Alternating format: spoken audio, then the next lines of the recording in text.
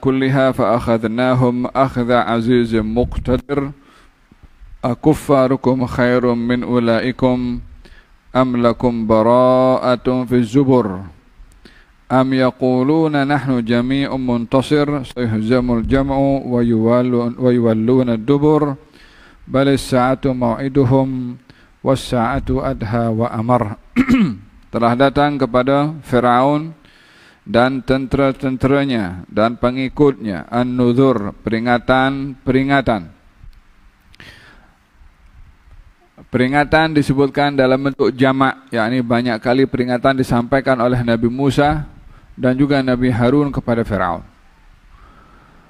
Banyaknya peringatan yang disampaikan kepada Firaun oleh Nabi Musa menunjukkan betapa concernnya Allah Subhanahu wa taala untuk tidak mengadab umatnya, hambanya, melainkan diberi masa peluang yang cukup untuk mereka insaf. Sehingga dengan peluang yang cukup diberi, enggan untuk insaf, maka tak ada lagi untuk menghalang maksiat mereka kecuali dengan adab dan juga hukuman. Walaupun Allah berkuasa untuk menghukum hambanya walaupun dengan satu kesalahan, seperti kesilapan yang dilakukan oleh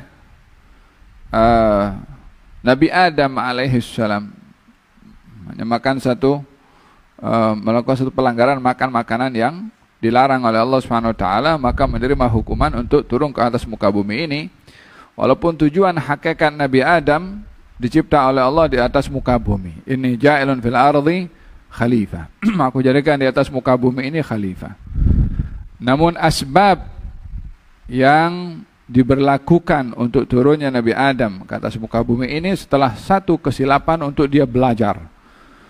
Dan kita semua belajar daripada kekhilafan dan kesilapan. Namun pada umat-umat setelah itu, sebelum Nabi Muhammad SAW, setelah Nabi Adam AS, para nabi diutus oleh Allah dengan membawa peringatan demi peringatan, mukjizat demi mukjizat. Allah Subhanahu wa taala hantarkan Nabi Musa dengan berbagai macam mukjizat. Di antaranya tongkat menjadi ular. Di antaranya tangannya masuk ke dalam kola lehernya kemudian mengeluarkan cahaya. Yang itu tidak mungkin seseorang tangannya akan mengeluarkan cahaya. Yang itu tidak terfikir bagi mereka bagaimana tongkat yang terbuat daripada kayu boleh bertukar menjadi ular. Dan itu secara hakiki berlaku. Di antaranya dihantarkan macam-macam hukuman oleh Allah Subhanahu wa taala kepada Firaun dan kaumnya, hukuman sementara untuk mereka insaf. Dihantarkan kata kutu, belalang, macam-macam. Setiap kali dihantarkan hal-hal yang seperti ini untuk mengingatkan kepada Firaun supaya insaf, Firaun mengatakan kepada Nabi Musa, "Wahai Musa, doalah kamu kepada Tuhan kamu supaya ini musibah diangkat. Kalau diangkat, kami akan beriman." Diangkat satu sekali, kufur juga. Dihantar kali yang kedua, sama juga cakap kepada Nabi Musa, minta kepada Allah supaya diangkat, supaya Tuhan kamu supaya diangkat ini musibah. Ketika dihantarkan kata, minta supaya diangkat, diangkatlah, maka bersihlah kata. Tak ada lagi. Kufur sekali lagi. Dihantarkan kutu, hingga tak buka makanan di setiap tempat ada semua itu. Macam mana nak hidup dengan cara seperti itu? Bagi tahu kepada Nabi Musa, hantarkan doa kepada Tuhan kamu supaya diangkat ini semua. Kalau diangkat kami beriman. Doalah Nabi Musa, diangkat oleh Allah, enggan juga untuk beriman. Dihantarkan lagi belalang. Ketika dihantarkan belalang pun mengatakan yang sama sampai 9 kali. Apa kurangnya orang kalau diberi ruang sekali, 2, 3, 3 pun sudah cukup. Ini sampai 9 kali turunkan oleh Allah Subhanahu wa taala. Firaun setiap kali mengatakan akan insaf, akan insaf, akan insaf. Tapi pada 9-9-nya tidak juga insaf. Ia menunjukkan bahwasanya ada sifat yang ada pada manusia adalah namanya inat, degil. Bila ia dimiliki oleh seseorang, maka sukar untuk menerima kebenaran. Berlaku kepada Bani Israel juga. Ketika ditampakkan beberapa kebenaran yang ditunjuk oleh baginda Rasulullah sallallahu alaihi wasallam tentang kenabiannya, walaupun mereka sedar dan tahu, tapi mereka enggan untuk beriman. Berlaku juga kepada kaum musyrikin yang mengatakan kepada Rasulullah, kalau kau benar Nabi, coba belah itu bulan jadi dua. Dibelah pun bulan jadi dua, enggan juga untuk beriman. Ini degil. Degil ini puncanya daripada hati yang gelap, hati yang dipenuhi dengan maksiat. Dalam hadis Nabi Muhammad sallallahu alaihi wasallam, beliau bersabda, maksudnya hadis itu, kalau orang itu berdosa, melakukan maksiat, nukita fi qalbihi nuktatan sauda, maka akan diberi titik noda berwarna hitam pada hatinya. Semakin banyak maksiat dilakukan, hati itu menjadi gelap, hatta yaswaddal qalbu kulluh, sehingga hati menjadi gelap, hati menjadi hitam. Gambaran hati hitam bukan pada warna, tapi karena gelap atau hitam itu simbol kepada kejahilan, simbol kepada kebatilan, simbol kepada kekufuran. Oleh sebab itu Allah ketika menggambarkan tentang iman dengan nur, cahaya. Bila menggambarkan tentang kufur atau jahil dengan az-zulumat, kegelapan. Jadi digambarkan hati ini akan gelap, maksudnya akan kekal kepada kebatilannya, akan kekal kepada kejahilannya, akan kekal kepada kekufurannya, walaupun nampak di hadapan mata jelas keimanan dan juga kebenaran. Thumma qasad qulubuhum min ba'di dzalika fahiya kal hijarati aw ashaddu qaswah.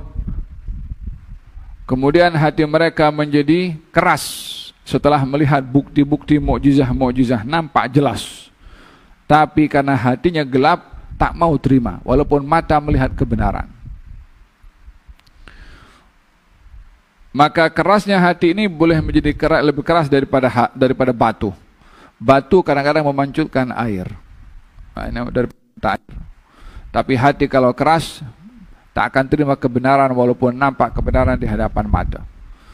Oleh sebab itu, di dalam Al-Quranul Karim, Allah Subhanahu wa taala berfirman, khatamallahu ala qulubihim khatamallahu ala qulubihim wa ala sam'ihim wa ala absarihim ghishawatun wa lahum adzabun azim. Ditutup hatinya, khatamallahu ala qulubihim, tutup, khalas, tak boleh terima lagi kebenaran. Wal iyad billah. Semoga Allah lindungi kita daripada hati yang keras, ya rabbal alamin. Walihada Sayyidina Ali bin Abi Thalib mengatakan dalam kata-kata hikmahnya, ala inna lillahi fil ardi aniyah.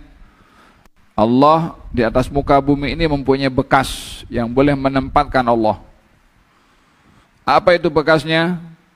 Apa itu wadahnya? Ala wahyal qulub, hati. Dalam hal ini, bila dikatakan hati, ia tidak seperti bekas mangkok yang boleh meletakkan barang ada size-nya. Tapi maksudnya adalah pada ma'rifahnya. Karena letak ma'rifah pada hati seseorang. Ala wahya al-qulub, tempat yang boleh menempatkan Allah adalah hati. Maksudnya yang boleh mengenali Allah adalah hati manusia. Fa ahabbuha ila Allah aslabuha wa araqquha wa asfaha. Hati yang paling disenangi dan dicintai oleh Allah ada 3 sifatnya. Yang pertama kuat, yang kedua bersih, yang ketiga lembut. Apa maksudnya hati kuat? As-salabuha fid din, kuat dalam berpegang kepada agama. Asfaha fil yaqin, bersih pada keyakinan, tidak bercampur dengan keraguan-raguan. Wa araquha bil mu'minin, lembut maksudnya adalah mempunyai belas kasihan kepada orang-orang yang beriman. Ini hati yang disenangi oleh Allah Subhanahu wa taala, pegangan agamanya kuat, keyakinannya bersih dan memiliki belas kasihan kepada orang-orang yang beriman. Maka dalam hal ini Fir'aun yang ditunjukkan mukjizah-mukjizah yang begitu banyak sebagaimana saya jelaskan tadi, enggan juga. Itulah Allah Subhanahu wa taala menyebutkan dalam ayat ini, katanya walaqad jaa'a ala fir'auna an-nuzur, telah datang kepada Firaun peringatan demi peringatan, yang 9 dan seterusnya lah. Maksudnya banyak disampaikan peringatan. Apa tujuannya? Allah yumhil wala yuhmil. Allah memberi ruang bila nak balik, bila nak insaf. Ditegur beberapa kali dengan beberapa musibah tadi untuk sedar, enggan juga.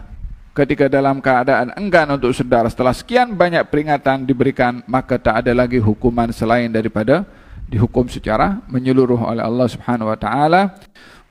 Kadzabu bi ayatina kulliha. Firaun dan tentunya serta pengikutnya mendustakan semua ayat-ayat kami yang saya jelaskan tadilah. Fa akhadnahum akhdha azizin muqtadir, maka kami binasakan Firaun dan semua tanpa tertinggal atau tersisa sedikit pun. An bakrati abihim, katanya dia hancurkan semua.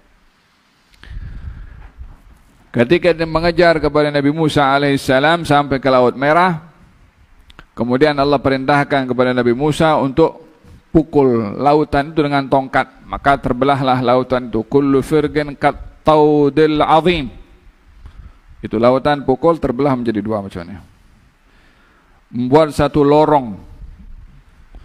Dikatakan, ada mengatakan lorong yang terbelah daripada belahan air itu ada 12. Karena Bani Israel ada 12 kabilah. Masing-masing kabilah lalu di lorong sendiri. Ya salam. Ini bukan satu lorong, 12 lorong. Banyak, tepi pantai itu dipenuhi dengan Bani Israel yang diselamatkan oleh Allah bersama dengan Nabi Musa. Terbelah menjadi sekian lorong, maka masing-masing lalu di lorongnya, bermakna waktu itu ketika berjalan masing-masing ada pemimpin ketua kabilahnya. Di perjalanan tidak cukup hanya laut itu terbelah menjadi dua seperti ini. Allah hantarkan angin untuk mengeringkan pasir di dasar laut. Jadi ketika berjalan tak becek, supaya mudah orang nak jalan. yakni segala kemudahan diberikan oleh Allah Subhanahu wa taala, dan itu berlaku depan mata, disaksikan oleh Bani Israel. Di perjalanan mereka bertanya kepada Nabi Musa, wahai Musa, betul ke kawan-kawan kami yang lain tu selamat juga ikut bersama dengan kami? Yani satu kabilah lalu kat sini, satu kabilah lalu kat sini. Nak pastikan itu. Yang lalu kat sini apa nak pasti? Yang lain dah jalan ke belum? Itu antara lorong dengan lorong itu terpisah dengan air juga. Air itu sifatnya kan namanya, mana air boleh dipisah tanpa ada pendinding? Kalau nak pisahkan air mesti letakkan pendinding lah. Itu kalau kita tengok negara yang nak memperluas tanahnya untuk dibangun rumah, ya kan, dia bubuh pasir supaya air tak pergi ke situ. Tambah sampai pasir pun habis ya. Ini tanpa ada penghalang. Ada penghalangnya. Apa penghalangnya? Kun fayakun. Allah bagi tahu kepada air itu terbelah-belah. Dia pun patuh juga ikutnya. Diberi tingkap daripada lorong satu yang terpisah dengan air. Itu air menjulang tinggi setinggi dalamnya lautan.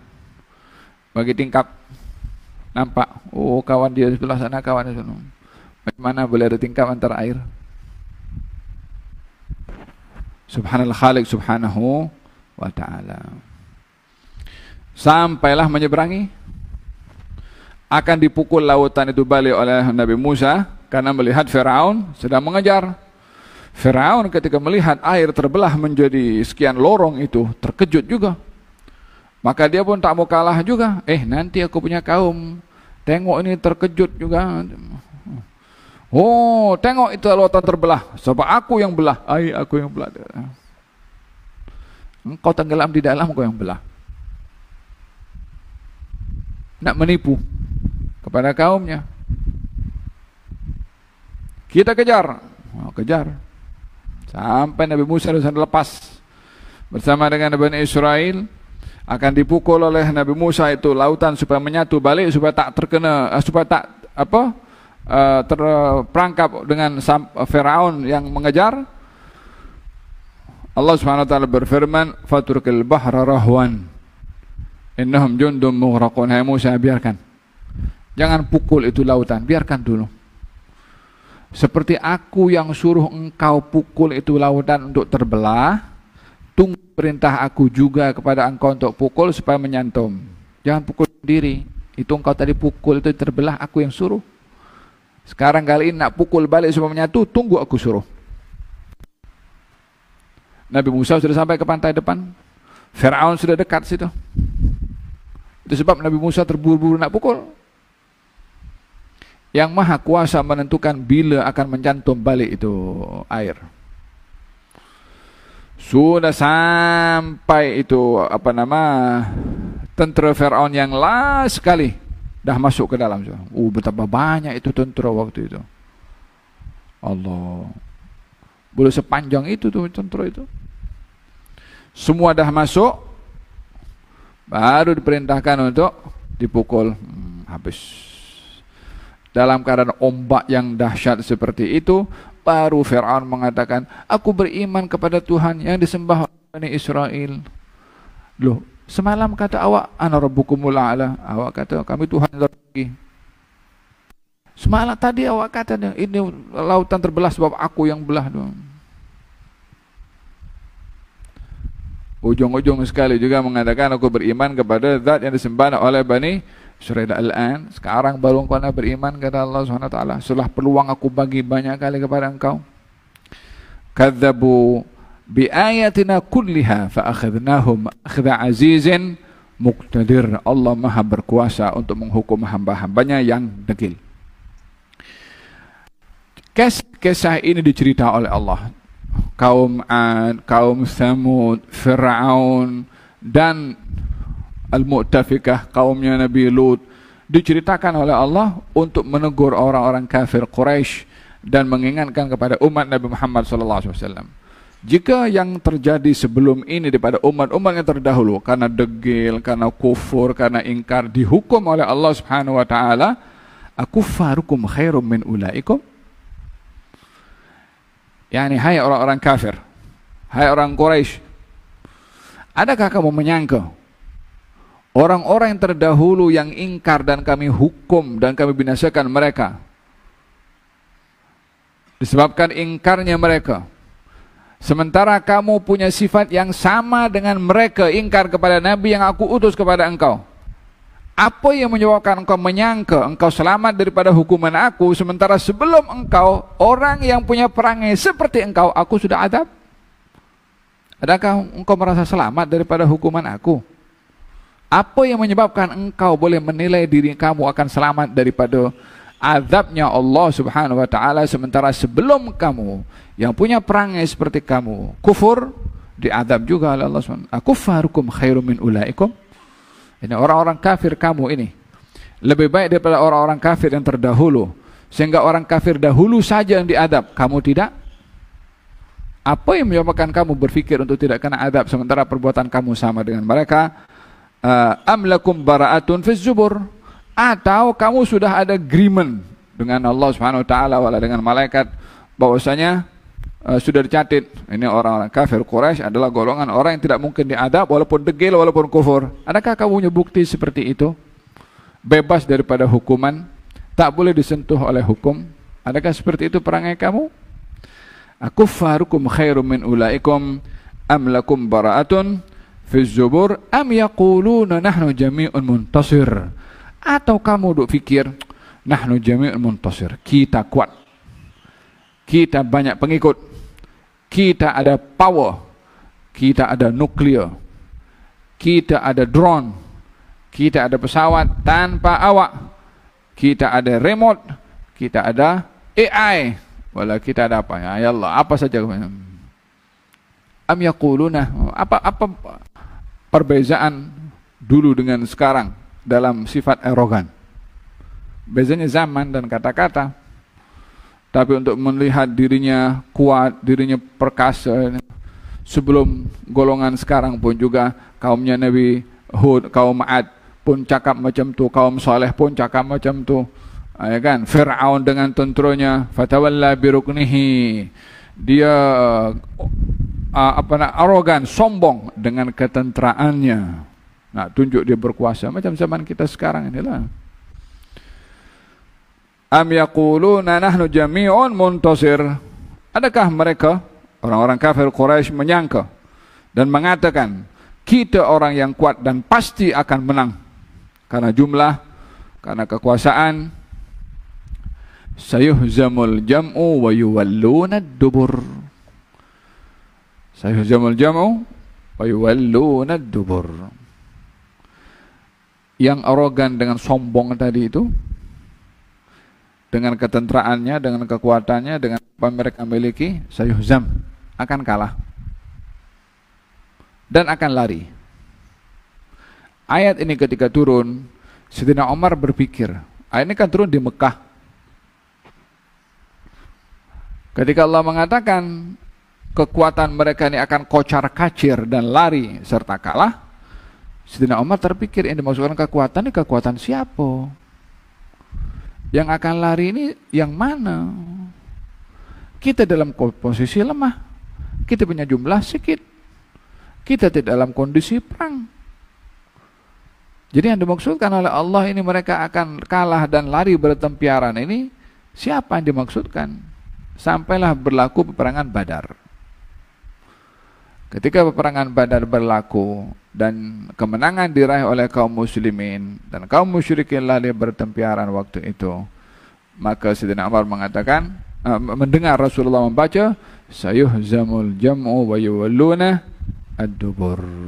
Masa itu Nabi tengah salat dan berdoa kepada Allah Subhanahu wa taala, katanya, ya Rabb, dalam peperangan Badar lah waktu itu, kata baginda Rasulullah, ya Rabb, kali ini kalau umat ini dibinasakan, terbunuh dalam perangan ini, tak ada lagi yang akan tak ada lagi orang beriman yang akan menyembah Engkau kalau semuanya sampai dibinasakan. Maksudnya tolong beri kepada kami kemenangan. Diturunkan oleh Allah Subhanahu wa taala kemenangan, dihantarkan malaikat yang akhirnya peperangan Badar itu dimenangi oleh kaum al-muslimin. Sayuhzamul jam'u wa yuwalluna ad-dubur. Dimenangi peperangan itu kalau muslimin dan kaum musyrikin lari bertempiaran. Ia menjadi satu hakikat pada peperangan Badar, walaupun ayatnya berlaku sekian tahun sebelum berlaku peperangan Badar. Nabi ketika keluar daripada kemah mengatakan sayuhzamul jam'u wa yuwalluna ad-dubur. Barulah Sayyidina Umar menyadari, ayat yang dulu aku tanya itu tentang kalahnya kelompok yang besar dan akan lari bertempiaran. Oh, maksudnya kali inilah. Berapa tahun ayat itu turun dan terjadinya berapa tahun kemudian. Macam itu juga apa yang Allah firmankan kepada Nabi Muhammad untuk kita yakini, percayai, walaupun itu belum terjadi, tapi pasti akan terjadi. Apa yang Allah Subhanahu wa taala janjikan? Allah janjikan kalau agama Islam akan nampak di mana-mana. Allah janjikan kalau Islam akan menang. Allah janjikan kalau agama Islam akan menjadi zahir. Allah janjikan kalau umat Islam akan memiliki kekuatan. Sekarang umat Islam banyak tapi tak boleh buat apa-apa. Sekarang umat Islam itu sekian, mungkin nomor 2 terbanyak setelah agama Kristen. Tak boleh buat apa terhadap apa berlaku pada kaum muslimin dekat Gaza contohnya. Sayuhzamul jam'u wa yuwalluna ad-dubur. Masa saja. Seperti Sayyidina Umar tertanya-tanya masa itu apa maksud ayat ini, realitinya berlaku beberapa tahun kemudian, sama juga. Hanya masa saja kita tak tahu. Tapi janji Allah pasti akan ditepati oleh Allah Subhanahu wa taala. La tazalu ta'ifatun min ummati zahirina 'alal haqq la yadhurruhum man nawa'ahum hatta yudhhirahu Allah aw ayatiya amruh. Sentiasa umatku berada dalam kebenaran dan kemenangan dan tetap akan memihak kepada kebenaran walaupun sekian ramai umat akan menghalang ataupun menguburkan kebenaran tersebut, kebenaran itu akan tampak sehingga datang perintah dari Allah Subhanahu wa taala, maknanya sampai hari kiamat. Sentiasa ada.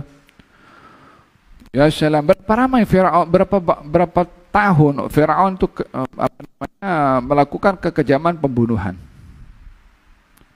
Bertahun-tahun sampai diutusnya Nabi Musa. Diutusnya Nabi Musa saja sudah berapa tahun itu untuk menyelamatkan Bani Israel.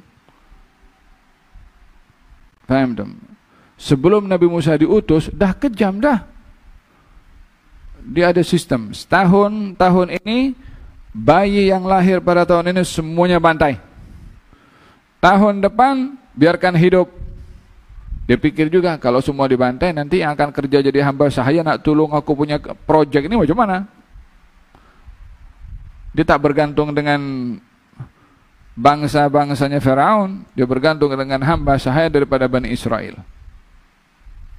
Buat keputusan, tahun ini bunuh, tahun depan biarkan hidup. Nabi Musa lahir pada tahun keputusan ketika dibunuh. Nabi Harun lahir pada tahun yang tidak dibunuh. Jadi oleh sebab itu yang diselamatkan itu adalah cerita tentang keselamatan kepada Nabi Musa, bukan kepada Nabi Harun, sebab dia lahir di tahun yang tidak dibunuh. Bani Israel yang lahir pada tahun-tahun yang tidak dibunuh, bila dewasa akan menjadi hamba sahaya kepada Firaun. Ya, berapa tahun kekejaman itu berlaku kepada Firaun? Sebelum adanya Nabi Musa lagi, sebelum lahirnya Nabi Musa. Bani Israel ditindas oleh Firaun sebelum Nabi Musa lahir. Paham dong? Ini sekarang yang berlaku sekarang tahun berapa? Tahun 40 lebih atau 50 lebih. Mungkin sekarang sudah 70 tahun. Kekejamannya dilakukan kepada kaum muslimin di Palestina. Ya. Inna kulla khalaqnahu biqadar. Ada masanya semua. Firaun punya kezaliman, ada masa. Kaum Ad punya kezaliman, ada masa. Kaum Samud punya kezaliman, ada masa. Tiba masanya, la kaum Ad, wala Samud, wala Mu'tafika, wala Aika, wala Tubba, wala Firaun. Habis. Tunggu masa saja. Janji Allah Subhanahu wa taala pasti akan ditepati. Sayuhzamul jam'u wa yuwalluna ad-dubur bal as-sa'atu mau'iduhum was-sa'atu adha wa amar. Sudah di dunia mereka akan kalah dan lari bertempiaran, di akhirat nanti lebih teruk dan lebih dahsyat hukumannya. Bal as-sa'atu mau'iduhum. Janji hukuman yang sebenar kepada mereka bukan ketika di dunia kalah dalam perang, bukan hanya di dunia dengan musibah yang menimpa kepada mereka, bal as-sa'atu mau'iduhum. Nanti di hari kiamat lebih teruk lagi. Adha wa amar, yang lebih dahsyat dan lebih pedih. Innal mujrimina fi dhalalin wa su'ur. Sesungguhnya orang-orang mujrim, baik itu daripada kalangan kaum musyrikin Quraisy dan lain-lainnya, termasuk umat-umatnya terdahulu, fi dhalal, dalam keadaan sesat, wa su'ur, dalam keadaan ragu-ragu dalam iman mereka. Yawma yushabuna fin nari ala wujuhihim dhuqu massa saqar. Mereka akan berhadapan dengan satu adab, yushab, diheret. Macam mana diheret? Ala wujuhihim, dengan wajah mereka, mukanya itu yang kena heret di bawah. La ilaha illallah Muhammadur Rasulullah. Yawma yushabuna fin nari ala wujuhihim. Di dalam hadis Nabi Muhammad SAW, ketika ditanya, ya Rasulullah, adakah di hari kiamat nanti manusia akan dibangkitkan oleh Allah dan berjalan dengan mukanya, maksudnya mukanya di tempat kaki, kakinya ada di atas. Sementara kalau di atas muka bumi ini orang berjalan dengan kaki, muka di atas. Kalau di akhirat nanti orang akan berlaku demikian ke? Yani mukanya di bawah, di tempat kakinya. Macam mana nak berjalan dengan muka di bawah? Baginda menjawab, yang menjadikan kaki berjalan di bawah dan juga kepala berada di atas, berkuasa juga untuk membalikkan keadaan muka ada di bawah, kaki berada di atas. Yang menjadikan kaki berjalan Allah Subhanahu wa taala, yang menjadikan muka di atas Allah taala, yang boleh merubah muka di bawah juga Allah Subhanahu wa taala, yang merubah kaki di atas juga Allah Subhanahu wa taala. Tak ada siapa boleh menghalang Allah Subhanahu wa taala pada perbuatannya. Yauma yushabun fin nari ala wujuhihim dzuqu massa saqar. Rasa ini adab neraka saqar. Inna kulla syai'in khalaqnahu biqadar.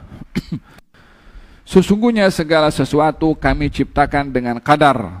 Yani kadar pada masa, kadar pada bentuk kezaliman, kadar pada jumlah orang yang zalim, kadar kepada orang yang dizalimi. Ada kadar semua, kulla syai'in, segala-galanya ditentukan kadarnya, masanya, space-nya, kapasitinya, bentuk kezalimannya, sampailah kadar itu habis. Macam itu barang yang sudah expired, bila sudah sampai masa habis. Yang berlaku sekarang masanya belum habis. Seperti Fir'aun dahulu ketika melakukan kekejaman, selagi belum habis mereka punya waktu yang ditentukan oleh Allah Subhanahu wa taala, maka terus melakukan sampai waktunya tiba. Sama juga. Hanya manusia banyak terburu-buru. Kadang menyoal kepada diri sendiri, ini orang-orang Palestina ditindas sedemikian macam mana? Makanan tak boleh masuk, perubatan tak boleh masuk. Kan? Allah di mana nih? Takkan Allah itu tak tolong kepada mereka? Sama juga nanti kan bertanya, sekian lama Firaun itu tindas kepada Bani Israel, dibantai habis sekian puluh ribu orang dibunuh. Masa itu Allah di mana? Ya kan? Pada zaman Nabi Hud dan Nabi yang lainnya, ketika kerosakan dilakukan oleh mereka, ya kan? Allah di mana? Bukan masalahnya Allah di mana. Anda di mana menyikapi kepada itu semua dengan apa yang sudah diceritakan oleh Allah dalam Quran? Anda di mana? Kamu di mana? Bukan Allah di mana. Adapun Dia Maha Subhanahu wa taala, inna kulla syai'in khalaqnahu biqadar. Segala sesuatu dah kami ciptakan dengan kadar. Dan fil hadis, saya bacakan hadisnya di sini, inna awwala ma khalaqallahu al-qalam. Pertama Allah ciptakan ini qalam. Thumma qala lahu, dikatakan kepada pena, uktub, tulis. Fajara fi tilka as-sa'a bima huwa kainun ila yaumil qiyamah. Ditulis oleh pena Allah mula daripada kejadian pertama, pada penciptaan langit, bumi, planet, matahari, bulan, bintang, tumbuh-tumbuhan, binatang semua, termasuk semua dicatat. Bangunan surat Labrar pun ada, bangunan-bangunan rumah pun kita punya address dekat dulu Kelang ke wala dekat Selangor ke, semuanya tulis mah. Alas. Dicatat juga yang akan berlaku nanti akan datang, siapa yang akan lahir daripada ini, yang belum kawin ini semua kan, siapa yang akan lahir daripada mereka di Zoom. Sudah ditulis, kita belum kawin lagi. Yang akan menjadi zuriyah di masa akan datang nanti, yang akan lahir siapa, yang akan lahir itu nanti akan kawin dengan siapa, berapa anak mereka, macam mana bentuk mukanya. Halas, dicatat semua oleh Allah Subhanahu wa ta'ala. Dalam Al-Quranul Karim Allah berfirman, ma asaba min musibatin fil ardi wala fi anfusikum illa fi kitabin min qabli an nabra'aha inna dzalika 'ala Allahi yasir. Tidak ada musibah yang menimpa di atas muka bumi ini, menimpa di atas muka bumi, mahu Fir'aun, mahu Namrud, mahu Bukhtanasar, mahu Yahudi, mahu Nasrani, mahu Rum, mahu Persia, semua, Samud, Ad, semua umat terdahulu dan yang akan datang, semuanya sudah dicatat oleh Allah Subhanahu wa ta'ala. Ma asaba musibatin fil ardi wala fi anfusikum, atau musibah menimpa kepada kamu, tak dapat kerja, gaji tak cukup, sakit, masalah dengan keluarga, problem dengan jiran, orang komplain, Apa saja bentuk musibah yang menimpa? Illa fi kitab, sudah ditentukan, sudah dicatat dalam kitab, min qabli an nabra'aha, sebelum musibah itu jadi.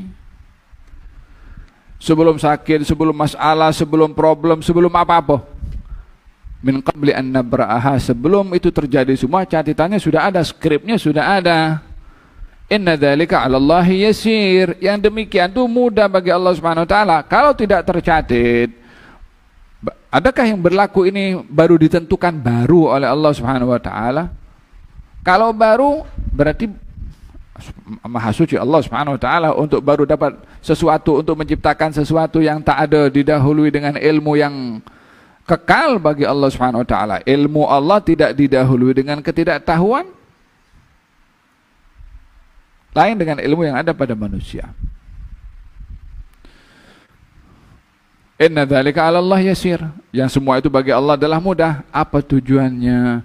Likai la ta'sau 'ala ma fatakum wa la tafrahu bima atakum. Innallaha la yuhibbu kulla mukhtalin fakhur. Supaya kamu tidak menyesal atas apa yang sudah berlaku, sudah ditentukan oleh Allah, dan tidaklah kamu gembira apa yang kamu dapat, karena itu juga ditentukan oleh Allah Subhanahu wa taala. Fahamtum hada, berkenaan dengan al-iman kepada al-qada dan juga qadar yang hanya diketahui oleh Allah Subhanahu wa taala. Kalau semua sesuatu sudah dicatat oleh Allah Subhanahu wa taala sampai hari kiamat. Naam. Inna Allah kataba maqadir al-khalqi qabla an yakhluqa as-samawati wal ard bi 50,000 sanah. Katanya Allah sudah menentukan takdirnya makhluk, manusia, jin. Bila ditentukan takdir mereka sebelum ciptaan langit dan bumi. Bukan sebelum manusia dicipta. Manusia dicipta setelah langit dan bumi. Tapi catatan tentang manusia pada takdirnya sudah dicatat sebelum langit dan bumi lagi, apalagi manusianya. Berapa lama jarak catatan takdir manusia dengan ciptaan langit dan bumi? Belum ciptaan manusianya lagi. 50.000 tahun. La ilaha illallah Muhammadur Rasulullah. Yang di 50.000 tahun itu bukan sebelum manusia dicipta, sebelum langit dan bumi dicipta. Berapa jarak langit dengan bumi dengan ciptaan manusia? Oh, berapapun jaraknya, ingin menggambarkan bahwasanya bumi ini sebelum dicipta, sebelum dihuni oleh manusia, takdirnya manusia sudah dicatat oleh Allah. Supaya meyakinkan kepada manusia, dah jangan pikir lagi untuk ragu-ragu. Jangan sampai goyang ini iman atas apa yang terjadi kepada kita. Kalau sudah ditentukan, qaddarallahu ma syaa fa'al. Allah sudah takdirkan, apa yang ditakdirkan oleh Allah Subhanahu wa taala pasti akan terjadi. Fil hadits, janganlah kamu mengandaikan dengan kata-kata andai. Kalau kalau saya tak lalu jalan ini kan, lagi ngambil raya ini kan, ini jalan mana kira-kira? Ternyata lalu jalan jam. Kalau tadi lalu jalan lekas mungkin. Dah masuk situ itu jangan kalau dah takdir masuk situ. Qaddarallah ma syaa fa'al. Nah, hada berkenaan dengan mengingatkan tentang qada dan qadarnya Allah Subhanahu wa taala. Inna kulla syai'in khalaqnahu biqadar. La ilaha illallah. Ana Atha' bin Rabah ataitu Ibn Abbas wa huwa yanzi'u min Zamzam. Atha' bin Rabah mendatangi Abdullah bin Abbas sementara Ibn Abbas sedang mengambil air Zamzam. Waqad ibtallat asafil thiyabih, pakaian Ibn Abbas yang bagian bawah itu terkena percikan air sampai basah. Faqultu lahu, dan aku bertanya kepadanya, qad tukullima fil qadar. Wahai Ibn Abbas, orang dah banyak cakap tentang qada dan qadar. Katanya, awaqad fa'aluha, dah mula orang bercakap. Katanya, qala na'am. Katanya, ya. Dia menjawab, fa wallahi ma nazalat hadhil ayat illa fihim. Demi Allah tidak turun ayat Apa itu ayatnya? Dzuqu massa saqar inna kulla syai'in khalaqnahu biqadar. Rasakanlah pedihnya neraka sakar, sesungguhnya aku menciptakan segala sesuatu dengan qadar. Ulaika syiraru hadil ummah, mereka itu yang membicarakan tentang qadar adalah seburuk-buruk umat. Apa maksudnya berbicara tentang qada dan qadar? Maksudnya yang ingkar kepada qada dan qadar, tergelincir kepada golongan yang namanya qadariyah atau golongan yang namanya jabariyah. Jabariyah berkeyakinan kalau kita ini robot. Kalau seseorang itu melakukan bunuh diri, bukan saya yang bunuh diri, tapi Allah yang jadikan saya bunuh diri. Kalau Allah tak berkehendak saya bunuh diri, dia tak bunuh diri, saya tak akan bunuh diri. Karena yang menggerakkan tangan saya ambil pisau adalah Allah, yang mengizinkan untuk potong saya punya tangan juga Allah, yang sampai mengeluarkan darah pun juga Allah. Ini kerja dia. Kan. Ada seorang kepada Sayyidina Ali bin Abi Thalib berbicara tentang qada dan qadar. Adakah manusia ini musayyar atau mukhayyar? Musayyar maknanya bergerak tanpa ada pilihan, macam robot, ada orang yang kontrol. Musayyar bebas memilih tanpa ada campur tangan sesiapa. Maka kata Sayyidina Ali bin Abi Thalib, dijawab, coba angkat kaki kamu yang kanan. Katanya diangkat kakinya. Katanya kekal sekejap. Sekarang angkat kaki kamu yang kiri. Katanya, mana boleh aku angkat kaki yang kiri sementara kanan dia masih diangkat. Kata Sayyidina Ali, pada yang kanan kamu angkat, kamu punya pilihan untuk mengangkatnya. Pada yang kiri kamu tak boleh angkat, kamu tak punya pilihan untuk mengangkatnya. Jadi manusia itu antara dua. Bukan ia seperti robot, ada orang kontrol. Bukan juga dia bebas memilih untuk dia create dia punya destiny atau nasib dia. Maka orang kan, kita yang mesti ciptakan kita punya takdir. Siapa kata begitu? Kita yang mesti ciptakan masa depan. Oh, awak tak tahu kan hidup sampai esok atau nanti. Yalah, kalau kalimat itu diartikan untuk dia sungguh-sungguh berusaha tanpa dia kufur kepada qada qadarnya Allah Subhanahu wa taala, untuk dia merintis perjalanan ke hadapan tanpa ada ingkar kepada qada dan qadar, silakan saja. Tapi kalau dia mengatakan yang menentukan takdir itu adalah kita sendiri, bukan Anda saja. Ini alam semesta yang menentukan takdirnya adalah Allah Subhanahu wa taala. Inna kulla syai'in khalaqnahu biqadar. Ketika ada orang berbahas tentang qada dan qadar di Masjid Rasulullah sallallahu alaihi wasallam, Nabi berbahas, Nabi mendengar, maka Nabi keluar, ambil debu dan lempar kepada mereka. Dihalau oleh Nabi sallallahu alaihi wasallam. Adakah dengan topik yang kamu bahaskan itu, yani qada dan qadar, aku diutus untuk memperbahaskan, mempertikai tentang qada dan qadarnya Allah Subhanahu wa taala? Berimanlah kepada qada dan qadar dan terimalah qada dan qadar. Nabi memegang janggutnya, mengatakan, aku beriman kepada Allah pada qada dan qadarnya yang baik dan juga yang buruk. Fahimtum? La ilaha illallah. Inna kulla syai'in khalaqnahu biqadar wa ma amruna illa wahidatun kalamhin bil basar. Urusan kami ini sekali saja. Kami kalau beri arahan sekali saja, tak perlu 2 kali, 3 kali, sekali saja. Dan akan berlaku hatta dengan kecepatan yang luar biasa, sekelip mata akan berlaku. Inna kulla syai'in khalaqnahu biqadar wa ma amruna illa wahidatun kalamhin bil basar. Wa laqad ahlakna asya'akum fahal memudzakir. Umat-umat sebelum kamu kami sudah binasakan. Tidak sepatutnya kamu wahai orang Quraisy, kaum musyrikin, mengambil ibrah dan iktibar. Wa kullu syai'in fa'aluhu fi zubur. Setiap apa yang mereka lakukan tercatat dalam malaikat perbuatan mereka. Umat-umat terdahulu punya perbuatan dicatat oleh malaikat. yang sekarang dilakukan oleh orang-orang Yahudi, bantai sana, bom sana dengan menggunakan macam-macam kejahatan guna kelompok-kelompok daripada syaitan-syaitan manusia ini. Kullu syai'in fa'aluhu fi zubur. Masing-masing ada fulan bin fulan, ini presiden negara ini, mau catat semua. Termasuk kita juga. Kita juga dicatat, bukan mereka aja. Kita pun dicatat juga. Apa kita punya mauqif, apa kita punya sikap, apa kita punya prihatin kepada mereka. Mereka dicatat, kita dicatat juga. Jangan sampai kita macam orang Quraisy tadi yang ditegur oleh Allah Subhanahu wa taala, umat sebelum kamu sudah ingkar adab, lalu kamu ingkar, kamu tak mau diadab. Jangan kita pun berpikir mereka dicatat, kita tidak. Kita catat juga sama.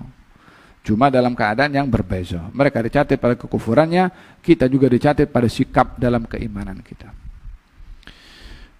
Wa kullu syai'in fa'aluhu fi zubur wa kullu saghirin wa kabirin mustatar. Setiap yang kecil dan yang besar mustatar. Mustatar itu sudah rapi, dicatat lengkap. Tidak ada dedaunan di tengah-tengah hutan Amazon, kecuali daun itu kalau bergerak kena angin atau jatuh, Allah tahu, sudah dicatat. Tak ada yang terlepas daripada pengetahuan dan ilmam dari Allah Subhanahu wa taala. Innal muttaqina fi jannatin wa nahar. Seperti mana orang-orang terdahulu yang ingkar diadab, orang-orang beriman dan bertakwa akan diberikan nikmat. Innal muttaqina fi jannatin wa nahar. Sesungguhnya orang-orang bertakwa akan dianugerahkan syurga-syurga dan sungai yang mengalir di dalamnya, fi maq'adi sidqin inda malikin muqtadir, dalam tempat untuk mendapatkan redha dari Allah pada Tuhan, pada sisi Tuhan yang maha berkuasa. Razaqanallahu wa iyyakum at-taqwa wal iddikar lil Qur'anil Karim wa ja'alana Allahu iyyakum minal maqbulin wa sallamana Allahu wa iyyakum minal ghaflah wan nisyan ya arhamar rahimin. Semoga Allah selamatkan kita daripada ghaflah, selamatkan kita daripada lupa kepada Allah Subhanahu wa taala, dianugerahkan oleh Allah Subhanahu wa taala iman kepada qada dan qadarnya Allah Subhanahu wa taala apapun yang terjadi, dan diberikan oleh Allah manisnya iman. Amin Allahumma amin.